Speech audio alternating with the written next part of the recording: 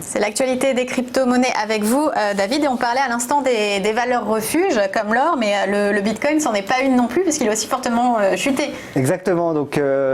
justement beaucoup d'investisseurs étaient en train de regarder les crypto-monnaies pour voir si elles allaient jouer ce rôle de valeur refuge et donc remonter alors que tout le reste des marchés baisse, et malheureusement non. Donc si on revient sur le Bitcoin, on a rapidement tapé les 10 000 $ quand même il y a quelques semaines. Malheureusement, on n'a pas réussi à se maintenir au-dessus des 10 000 $ et on est vite redescendu pour se trader aujourd'hui aux alentours de 7 800 $. Donc intéressant à suivre. Donc on peut voir que malgré cette récente baisse, on reste en petite hausse depuis le début de l'année 2020 parce qu'on avait. Mais c'est lié à ce qui se passe aussi sur les marchés en dehors, ou ça n'a aucune raison? Moi je pense, mais c'est un point de vue personnel, que la baisse des crypto-monnaies était aussi liée au coronavirus, parce qu'en cas de panique, les gens ont besoin de retirer des liquidités, ont besoin d'avoir des liquidités au cas où quelque chose de grave se passerait. Et donc moi je pense que c'est l'une des raisons qui explique la baisse du Bitcoin. Ensuite pour Ethereum, les raisons sont un peu différentes parce que le contexte est plutôt positif, et pour ceux qui suivent l'Ethereum, on est quand même plus impacté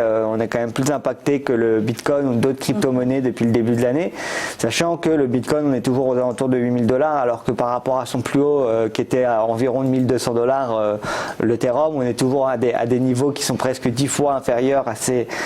plus hauts, étant donné que donc la semaine dernière il y avait le THCC à Paris, qui est une grosse conférence justement pour l'Ethereum, et donc les deux fondateurs ont toujours annoncer des news assez positives pour l'écosystème. On a la date de la mise à niveau d'Ethereum qui va passer d'une version 1 à une version 2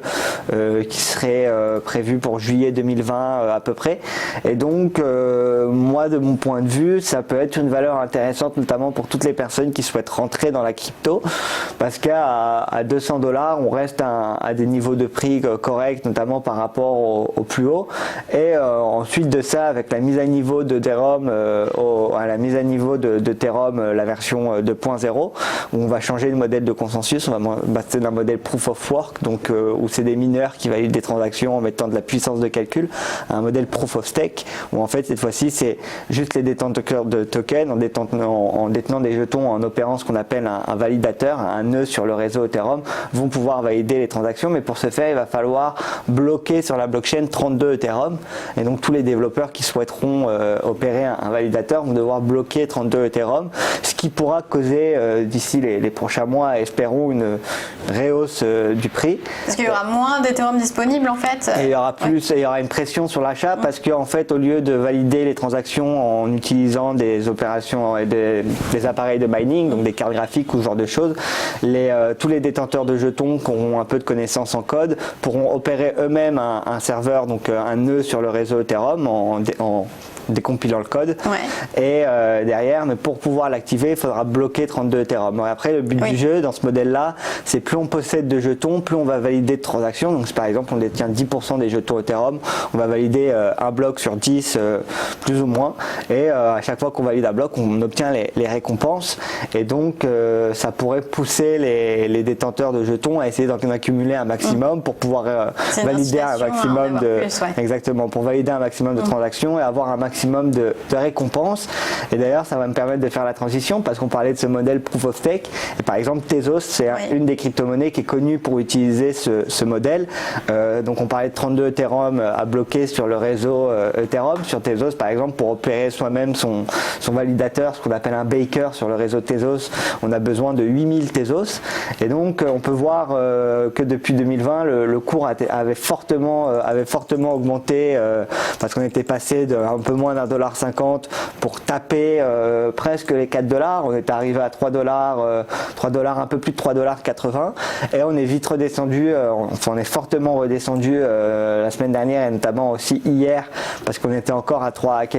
un peu plus de 3 $ il y a quelques jours, et on est vite redescendu pour aujourd'hui se trader à 2,5 $. Et donc crypto-monnaie assez intéressante qui en tout cas depuis le début de l'année parmi celles qu'on propose sur eToro est l'une qui performe le mieux. Et donc sur eToro il y a donc les recherches pour toutes les personnes qui souhaitent creuser encore un peu plus les crypto-monnaies avec tous les indicateurs techniques qui sont analysés par une société qui s'appelle Confi. Et donc vous allez pouvoir retrouver comme ça des recommandations si je puis dire en fonction des différents indicateurs techniques. Merci David, on passe à l'actif à la loupe.